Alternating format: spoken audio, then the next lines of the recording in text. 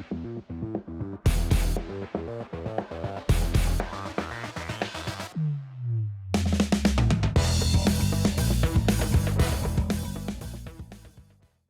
everyone, welcome back to the channel. Thanks for tuning in. Today I've got a really good question from a subscriber regarding how to fish standing timber.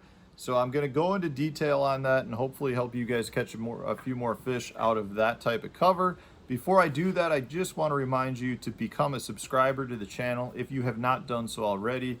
All the subscribers to my channel get entered into my monthly prize drawing giveaways for sponsored products. So if you watch the channel on a regular basis, hit the subscriber button. There's no reason not to be one. And also, if you're looking to buy fishing tackle, hunting gear, or outdoor activity gear, head over into my description, click the link to therealshot.com. They're a local Wisconsin shop here that has tons of good selection, great pricing, and if you use the discount code STEFAN10 at checkout, you get 10% off your order, so you save a little bit of money, you help support the channel, it works out for everybody. So the question that I got from a subscriber had to do with how do you catch fish out of standing timber, and then at the same time, how do you catch fish out of standing timber that's got thousands of standing trees?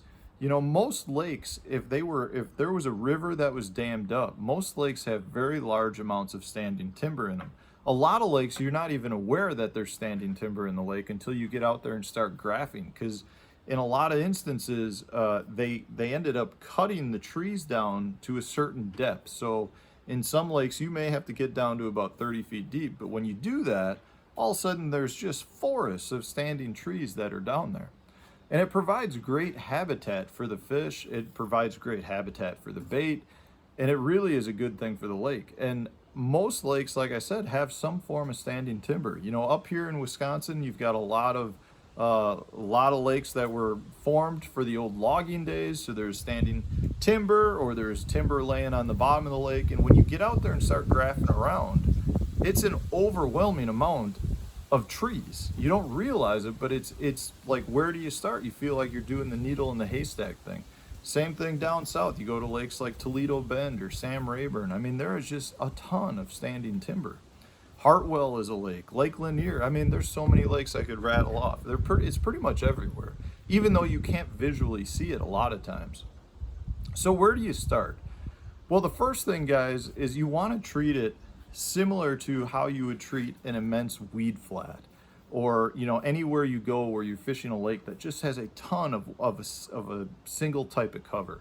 What you're going to be looking for are the anomalies. So if you've got a standing timber forest that's out there, you're going to be looking for, okay, is there an edge to that tree line?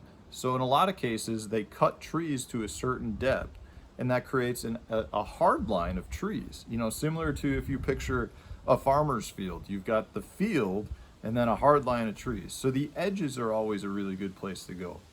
If you've got a creek channel that wanders through that stump flat, so you might have trees that are all in 15 feet of water, and then there's a channel that drops off to 25.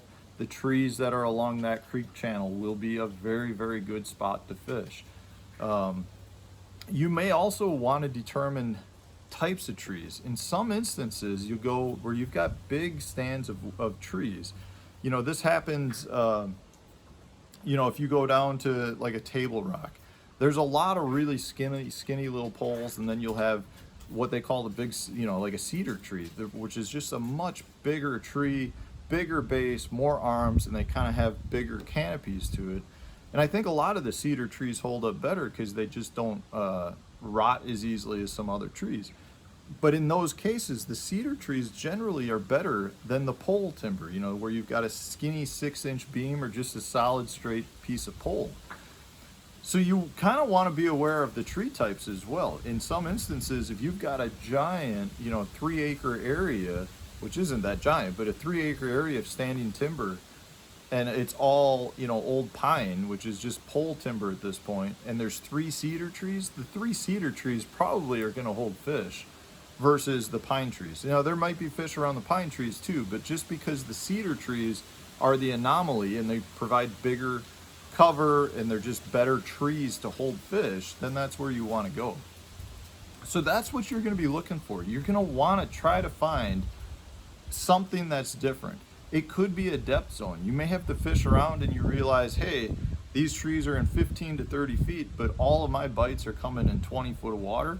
That's where you're going to want to concentrate, and it's probably going to hold up throughout the lake at that point.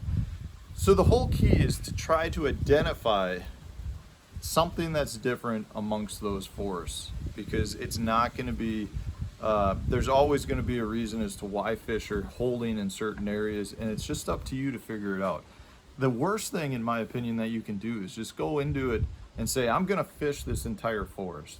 And you go through it and you may get some bites, but you're not even paying attention as to why you're getting those 1 or 2 bites. You know, they could just be random fish. They could be because you brought your bait past a cedar tree that was submerged and you didn't know it at the time. So it's much better to try to start with a pattern amongst the standing timber. Now, once you've identified an area that you want to fish, there's a handful of baits that I really like to fish.